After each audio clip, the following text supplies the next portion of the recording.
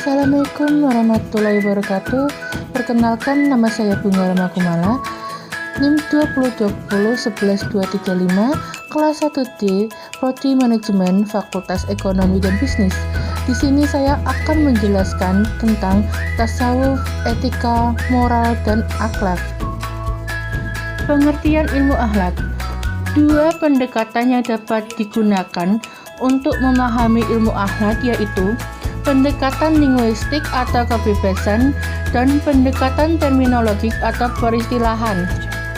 Segi kebahasaan, akhlak berasal dari bahasa Arab yaitu akloka yang berarti asajiah atau perangai, atabiah atau kelakuan mata dasar, al-adat kebiasaan kelaziman, al-ma'ru'ah peradaban yang baik, dan al-adin agama. Kata akhlak jamak dari kata kuluk atau kulukun.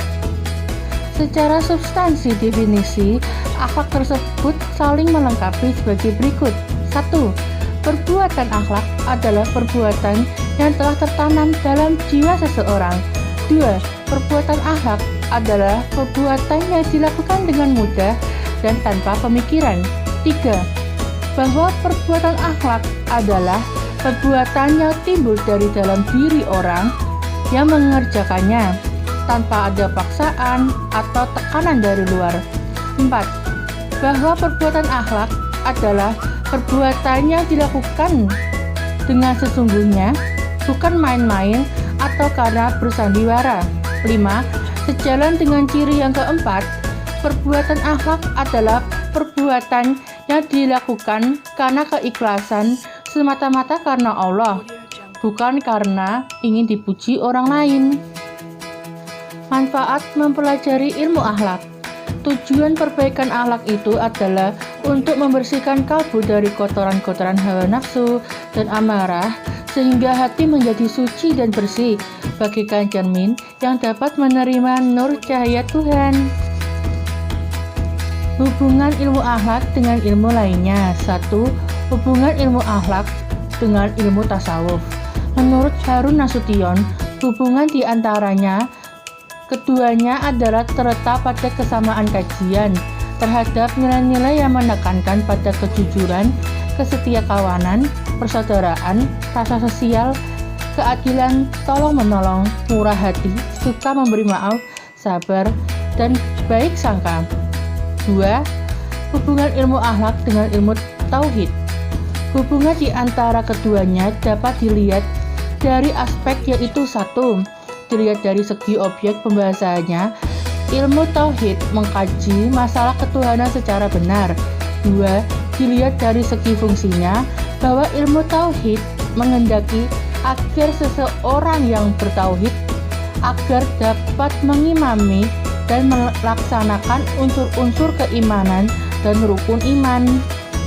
3. Hubungan ilmu akhlak dengan ilmu jiwa.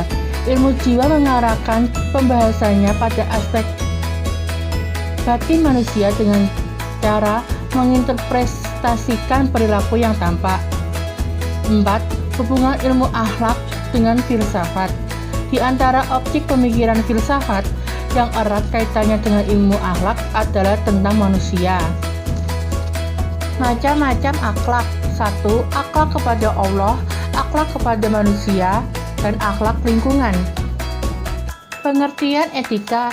Etika adalah ilmu yang mempelajari dan menuntun manusia kepada tingkah laku yang baik dan menjauhkan diri dari tingkah laku buruk sesuai dengan ajaran Islam yang tidak bertentangan dengan Al-Quran dan hadis. Etika dibatasi pada sopan santun antara sesama manusia serta hanya berkaitan dengan tingkah laku lahiriah.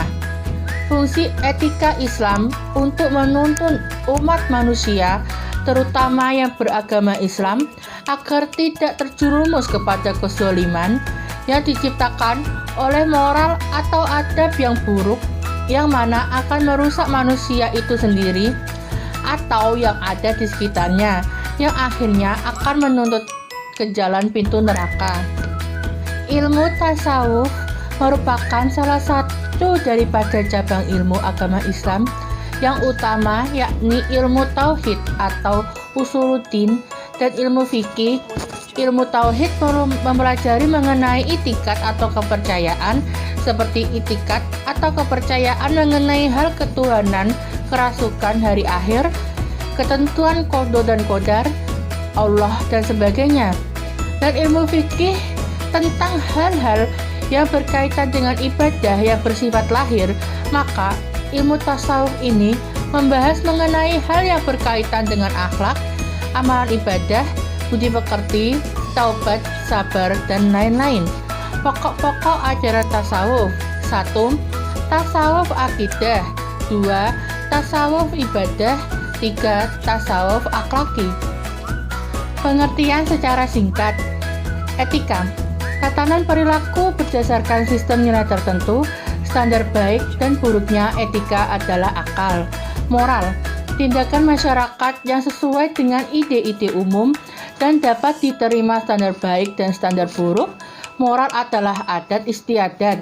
Tasawuf, proses pendekatan diri kepada Allah dengan cara mensucikan diri. Faktor yang mempengaruhi moral: 1. Faktor orang tua dan faktor lingkungan. Macam-macam etika: 1. Etika manusia kepada Allah. 2. Etika dalam kehidupan sehari-hari. Terima kasih yang sudah mendengarkan ceramah tentang tasawuf, etika, moral, dan akhlak. Terima kasih banyak. Wassalamualaikum warahmatullahi wabarakatuh.